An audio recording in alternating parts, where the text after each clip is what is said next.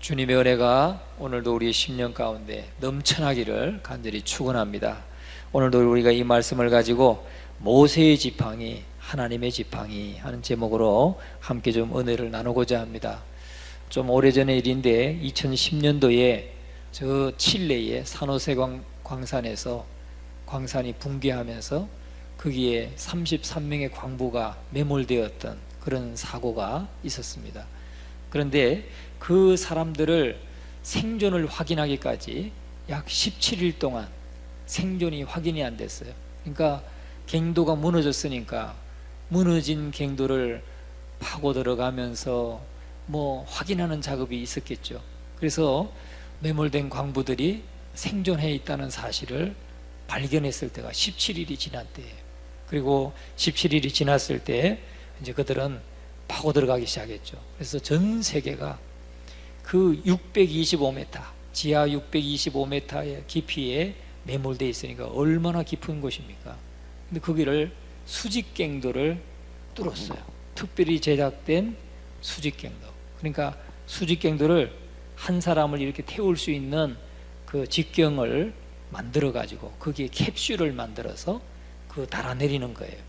꼭 우리가 우물 팔 때 심정 파가지고 그 속에 카메라 이렇게 내리듯이 모타를 이렇게 내려놓듯이 사람을 구조해낼 수 있는 그 직경을 만들어서 특별히 제작한 캡슐을 만들고, 그래서 거기 625m를 내려가지고 그 33명을 다 구조해냈던 놀라운 그래서 정말 감동의 도가니로 만들었던, 전 세계인을 감동하게 했던 그런 사고가 있었습니다. 그런데 그 17일 동안 그 깜깜한 흑암 속에서 자기들이 생존해 있다는 사실을 밖에 가족들이나 회사에 알릴 수가 없는 그 17일 동안 그 안에서는 엄청난 지옥과 같은, 정말 절망하고 낙심하고, 그래서 그 속에 있었던 그 광부들이 17일 동안은 주먹 다짐도 있었다는 겁니다. 사람들이 막 갈등하고 여기서 어떻게 우리가 살아나갈 수 있느냐, 다 절망하니까 죽을 수밖에 없다, 이제 죽어간다 생각하니까 그들은 막 그곳에서 정말 엄청난 감정의 그런 소용돌이를 경험했던 것입니다. 그래서 기자가 물었어요. 영국의 가디언지의 기자가 광부에게 물었습니다. 인육을 먹고 싶은 충동은 없었느냐, 이런 질문을 했어요. 그랬더니 한 젊은 광부가 말합니다. 자기는 지금 12kg이 빠졌는데 자기가 자기 몸을 먹고 있었다는 생각이 들었대. 자기가 자기 몸을 볼 때 바짝바짝 말라가는, 먹지 못해서 말라가는 자신을 보면서 내가 나를 먹고 있구나, 그런 생각을 했다고.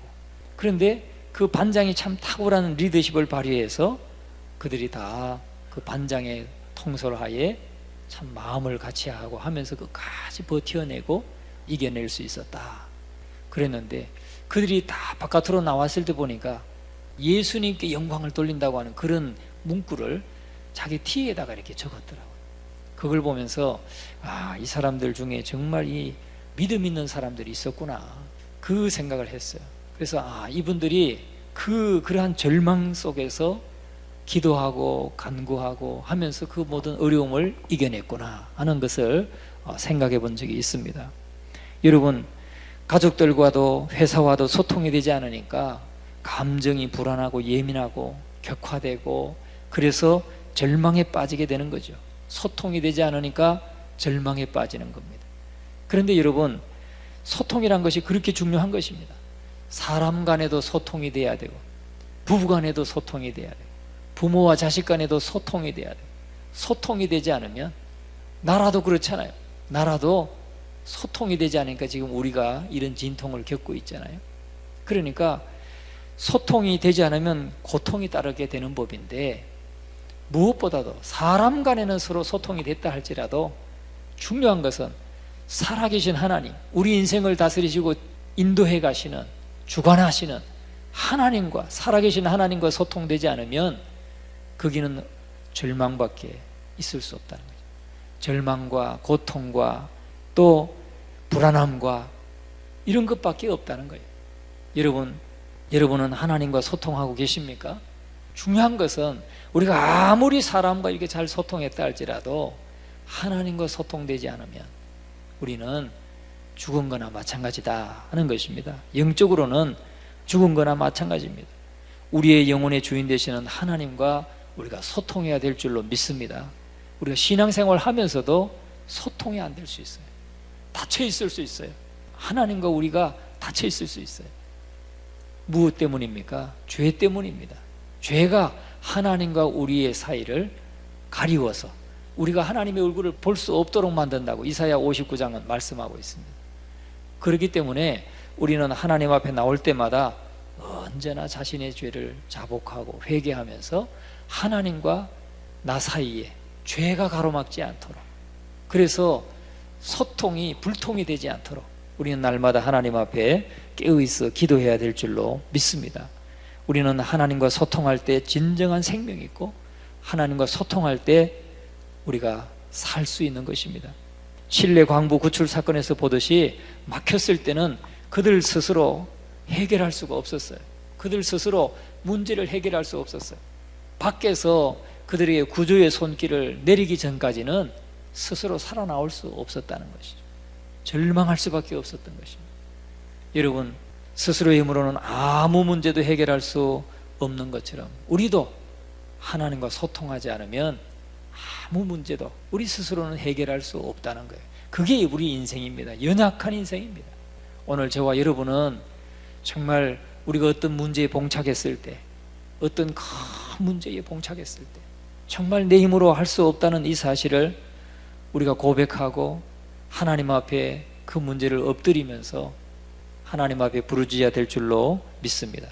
바로 그러한 상황이 모세가 처했던 상황이었다는 거죠. 모세가 이스라엘 백성들을 애굽에서 이끌어내어서 정말 하나님의 약속의 말씀을 붙들고 이스라엘 백성들을 이끌어냈는데 광야에 와서, 이 신광야에 와서 노정대로 이제 르비딤에 장막을 치고 했지만은 르비딤에 마실 물이 없어서 백성들이 지금 모세를 원망하고 불평하고 그렇게 모세를 또 돌로 치려 했다고 했어요.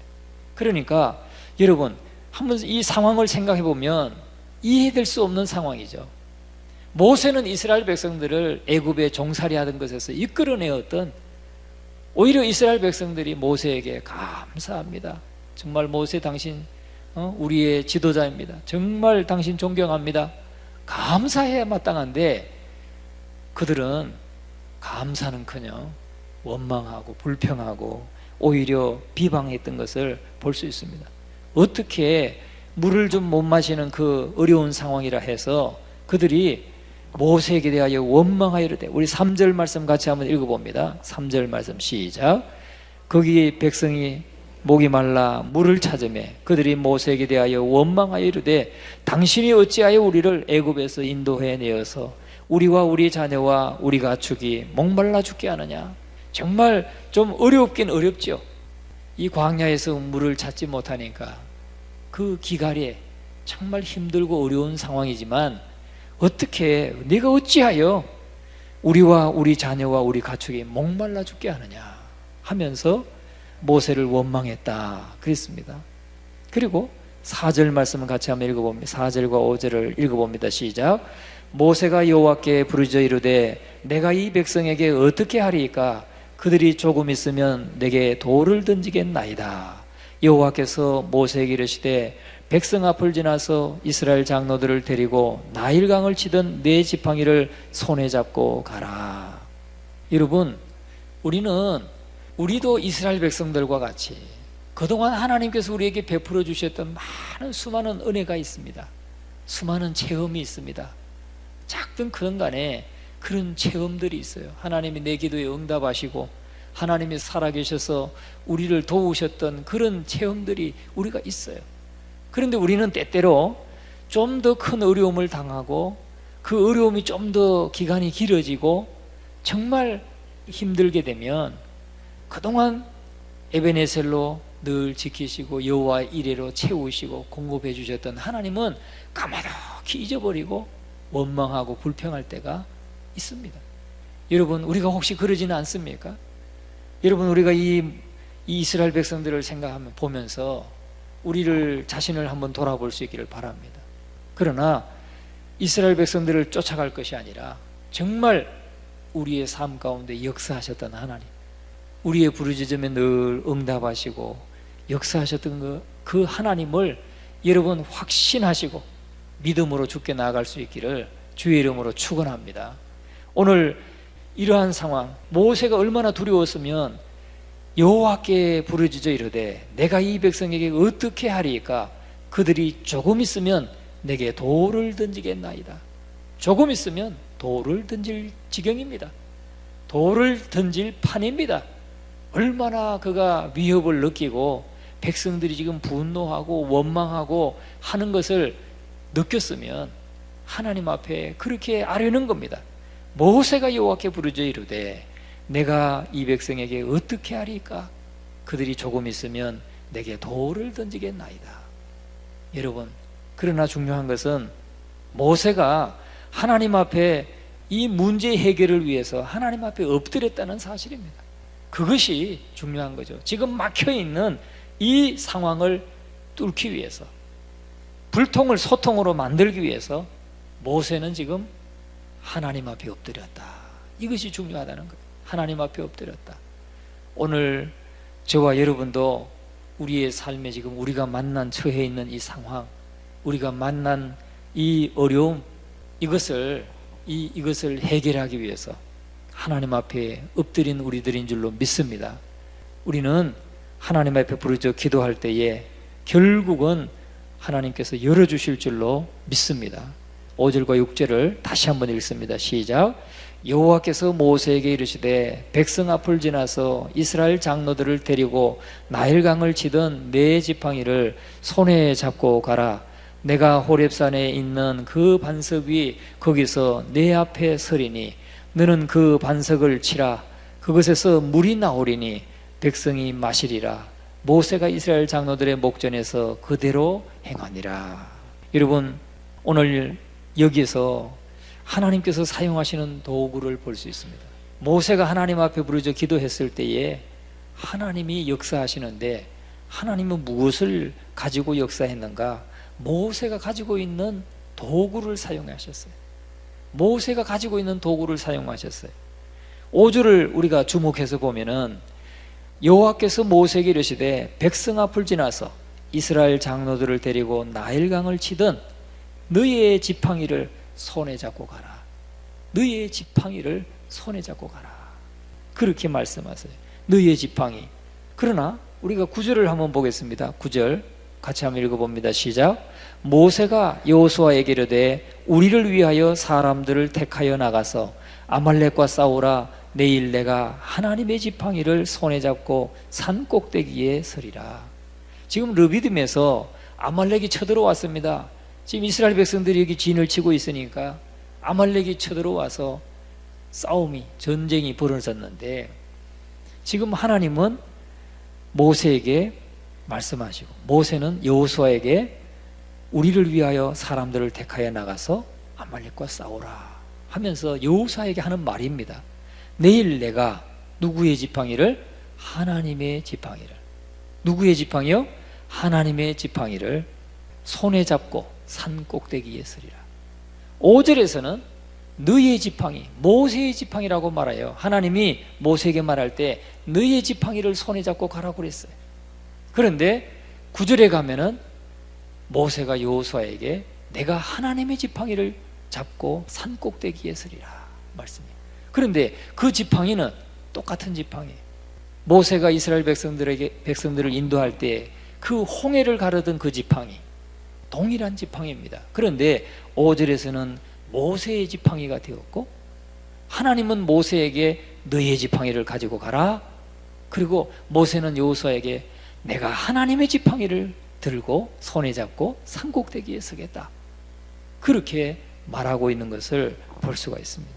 여러분, 이것은 본래 똑같은 서로 다르게 표현된 지팡이지만 사실은 같은 지팡이입니다.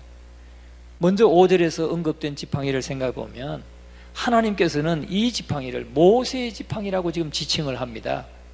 그런데 우리는 여기서 그 목적은 뭐냐면 하나님은 말이죠, 당신의 종인 모세를 명예롭게 하기 위해서 너희의 지팡이라고 말하는 거죠. 모세를 명예롭게 하기 위해서. 또 모세는 하나님이 지금 함께 하심을 믿고 하나님의 지팡이라고 말하고 있는 것입니다. 여러분, 다시 말하면 이 지팡이는 곧 믿음을 가리키고 있습니다. 모세의 믿음. 모세가 뭐 그냥 지팡이만 들었다고 역사가 일어난 겁니까? 아니에요. 믿음이 그 속에 있는 거예요. 내가 이 지팡이를 하나님이 약속하신 그 말씀대로 그 홍해를 향할 때 홍해가 갈라졌듯이 그 믿음이 그 속에 담겨져 있는 것입니다. 하나님은 오늘 저와 여러분에게 하나님 뭘 사용하시느냐? 모세가 가지고 있는 지팡이, 모세가 가지고 있는 그의 믿음을 사용하셨다는 거예요. 모세가 가지고 있는 그 믿음. 오늘 우리가 하나님 앞에 기도하고 나갈 때도 마찬가지입니다. 하나님은 우리의 믿음을 사용하시고 우리의 믿음에 응답하시는 거예요. 동일한 상황이라 할지라도 믿음이 있는 자와 믿음이 없는 자에게는 그 역사가 다른 것입니다. 그래서 하나님은 모세의 믿음, 네가 가진 그 작은 믿음, 네가 가진 작은 믿음, 겨자씨만한 믿음 하나가 있을지라도 산이 들려서 바다에 던지우라 하여도 그대로 되리라. 이 뽕나무가 뽑혀서 옮겨오리라 하더라도 되리라 말씀하신 거죠. 여러분, 바로 이 믿음은 작은 믿음이라 할지라도 그 믿음을 들어 쓰시고 하나님은 그 믿음을 통해서 응답해 주시면서 모세를 명예롭게 해주신다는 거예요. 여러분, 오늘 저와 여러분이 작은 믿음이라 할지라도 우리가 믿음으로 하나님 앞에 나갈 때 하나님은 응답해 주시고 그 믿음을 통해서 응답하시는 역사를 통해서 하나님은 우리를 명예롭게 하실 줄로 믿습니다. 우리가 이 믿음을 가지고 하나님 앞에 나갈 수 있기를 주의 이름으로 축원합니다. 그래서 우리는 언제나 정말 믿음, 내게 있는 작은 믿음, 그 작은 믿음을 사용하셔야 됩니다. 사용하셔야 돼요. 우리 교회가 언제 다시 건축하게 될까? 내 생애에 다시 한번 하나님의 성전을 건축할 수 있는 기회가 있을까? 말씀하시는 장로님 생각이 나요. 어떤 분이 그런 말씀을 하셨는데, 여러분, 하나님이 함께 하시면 또다시 이것도 좁아가지고 다시 뜯어서 지을 수 있는 그러한 은혜와 영광이 우리에게 있을 줄로 믿습니다. 그런 것이 내 생애에 다시 없을 것이다. 여러분, 그런 생각 하지 마세요. 하나님은요, 얼마든지 하나님 그렇게 하실 수 있어요. 저도 군에서 건축을 2번 해봤어요. 2번 해봤어요. 근데 저는 제 의지로 한 적은 없어요. 제가 뭘 건축을 했다 해가지고 뭘 좀 이름을 남기려고 한 적도 없고요. 저는 뭐 후원하는 교회도 없었고요. 침례교회가 가장 약해요. 군대 안에서 목회할 때 보면 후원이 제일 약한 곳이 침례교회. 정말 아무 후원이 없는 데가 침례교회. 그런 데서 정말 하나님 앞에 날마다 그냥 철야하고 부르짖으면서 목회를 했는데 2번 건축을 했어요. 한 번은 예배당을 건축했고 한 번은 교육관을 건축했어요. 그런데 제가 하고 싶어서 한 적은 없어요. 왜? 저는 지원해 줄 수 있는 교회가 하나도 없었으니까. 그런데 성도님들이 원해서 돈은 100만 원밖에 없는데 성도님들이 원해서 그 일을 이룬 적이 있어요. 정말 기도하면서 하나님이 다 채워주셨던 그 경험이 있습니다. 우리가 하나님 앞에 신실하게 바르게 살고 바르게 섬기면, 말씀대로 순종하고 나가면 우리는 아무 능력이 없어도 하나님께서 그 믿음을 사용하실 줄로 믿습니다.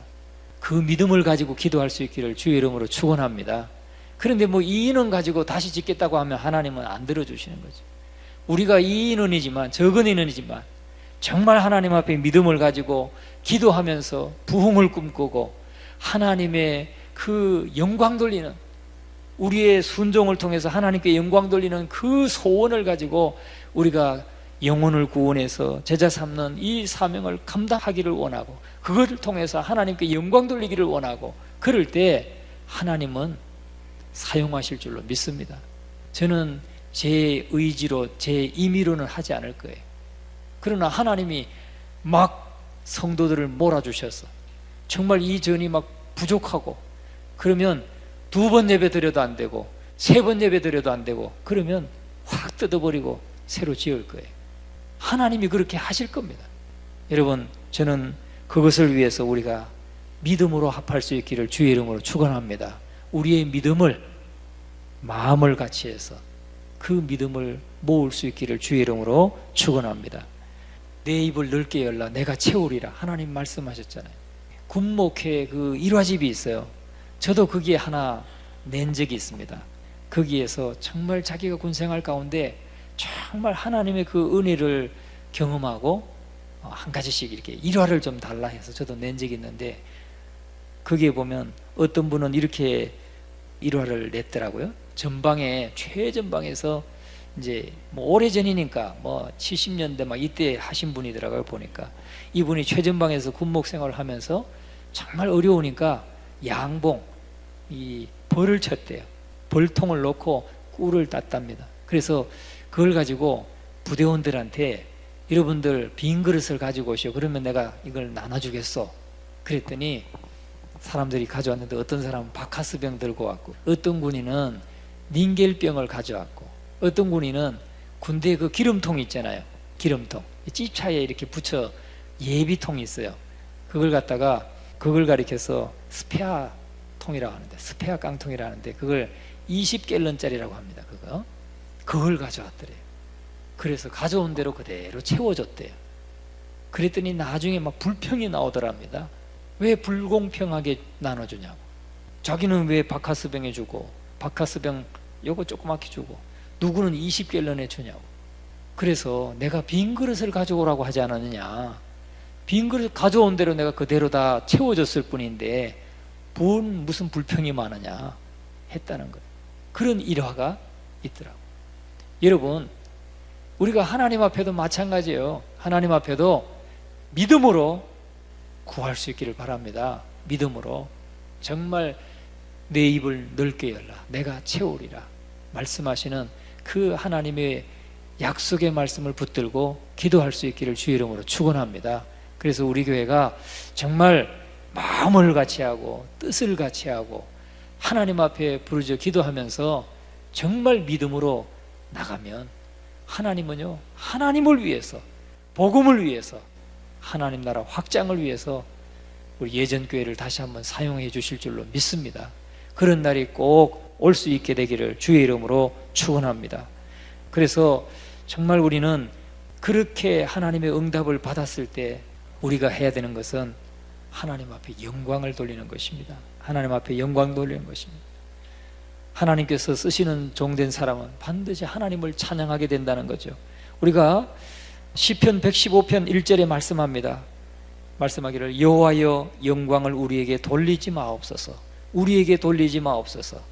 오직 주는 인자하시고 진실하심으로 주의 이름에만 영광을 돌리소서 그랬어요. 여러분, 하나님이 응답하셨을 때 정말 우리 삶을 주관하시고 응답하셔서 하나님이 응답하셨을 때 그 모든 영광은 하나님께 돌릴 수 있기를 주의 이름으로 축원합니다. 그래서 우리가 기도하는 것도 마찬가지예요.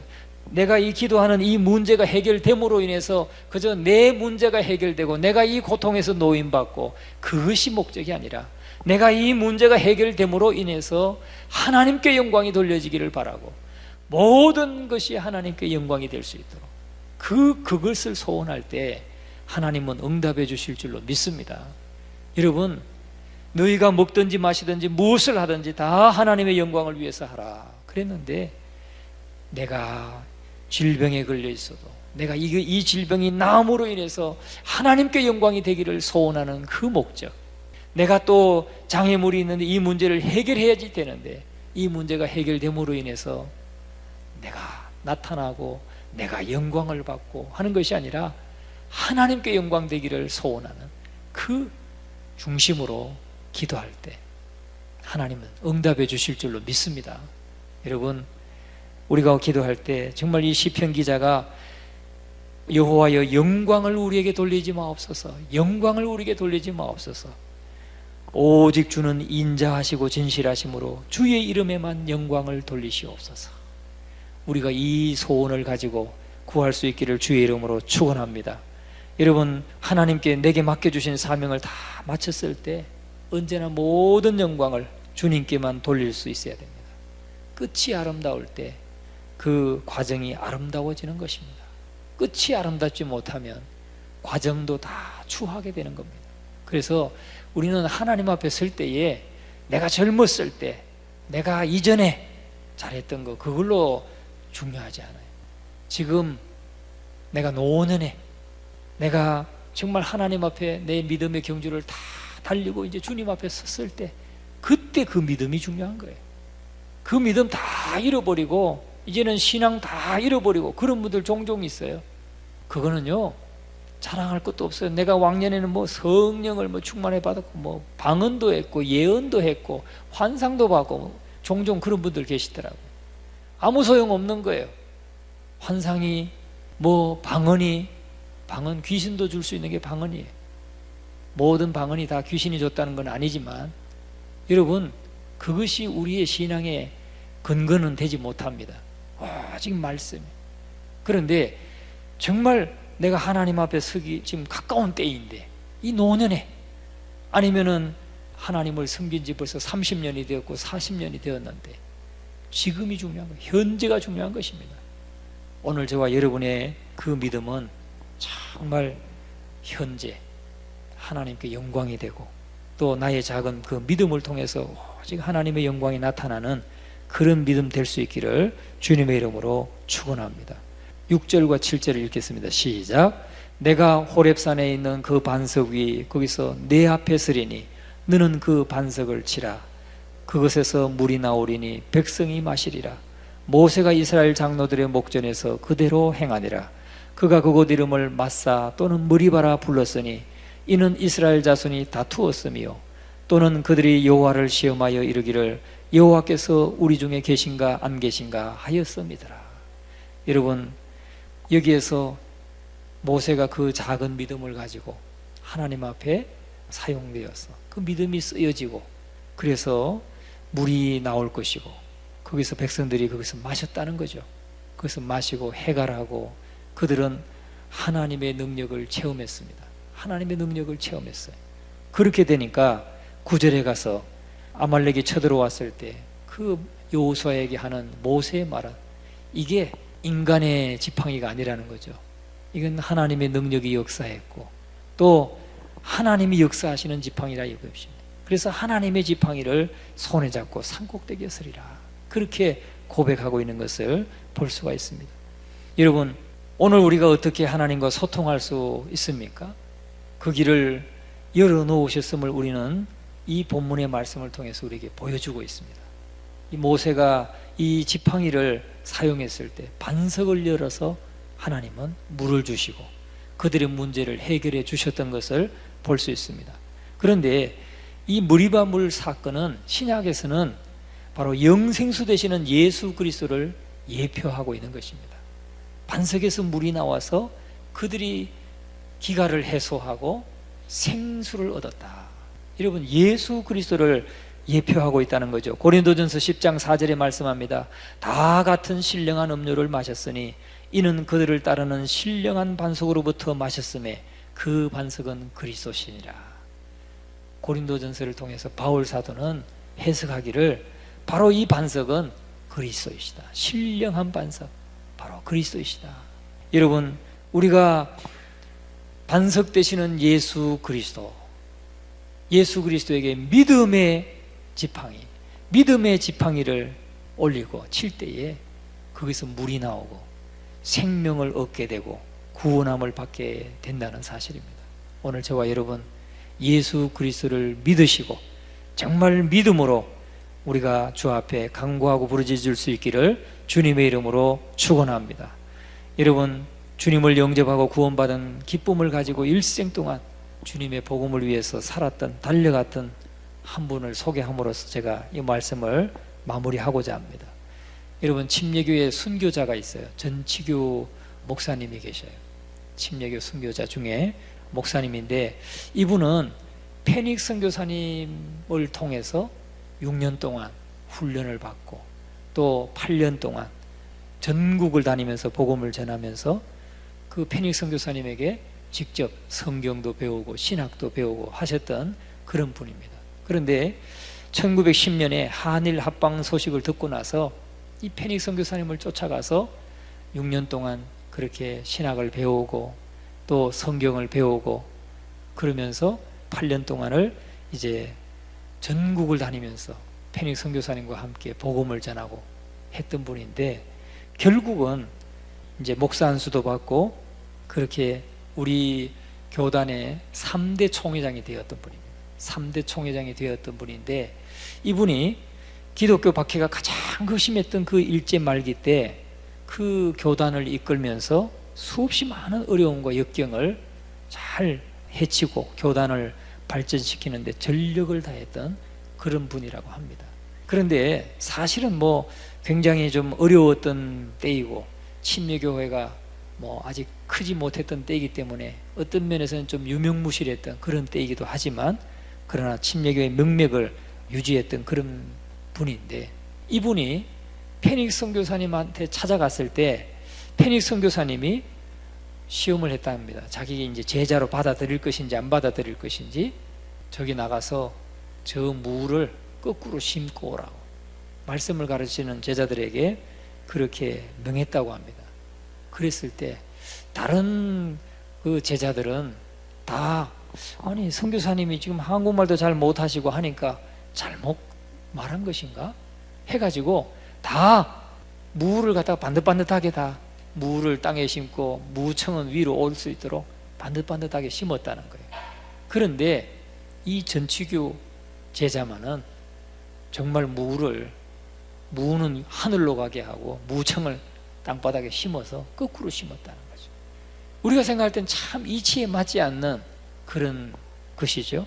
그러나 페닉 선교사님은 다른 제자들은 다 무를 바로 심고 왔는데 거꾸로 심고 온 이 전치규 목사님을 제자로 삼았다는 겁니다. 그래서 그 전치규 목사님을 평생도록 그 페닉 선교사님이 돌아가실 때까지 일생 동안 동역자로 세웠다는 거예요. 동역자로. 여러분, 그래서 그 전치규 목사님과 함께 원산 번역이라고 하는 신약 성서를 번역하기도 했습니다. 스승의 말에 이유를 묻지 않고 순종했던 이 순수한 청년 전치규를 제자로 삼아서 우리 침례교회를 세우는 일에 아주 아름답게 쓰임받았던 사람이 누구냐? 바로 전치규 목사님이라고. 여러분, 오늘 저와 여러분도 하나님께서 전치규 목사님의 믿음을 보시고 온전한 순종을 보시고 그가 그렇게 아름답게 쓰임받았던 것처럼 오늘 저와 여러분도 작은 믿음이라 할지라도 그렇게 말씀을 받고 믿음으로 순종하고 헌신할 때에 우리는 한 사람의 동역자만 되는 것이 아니라 하나님의 동역자가 되어서 하나님의 교회를 든든하게 세우게 된다는 사실을 여러분 확신하시기를 주의 이름으로 축원합니다. 여러분, 하나님의 교회는 우리 모두가 마음을 같이하고 뜻을 같이하고 그리고 말씀에 순종해서 연합할 때에 우리는 하나님의 교회를 더 든든하게 세우고 하나님의 나라를 더욱더 확장해 나갈 수 있는 줄로 믿습니다. 우리 교회가 그런 교회 되시고 다시 한번 우리의 믿음이 하나님 앞에 아름답게 쓰임받는 그런 예전 교회가 될 수 있기를 주의 이름으로 축원합니다.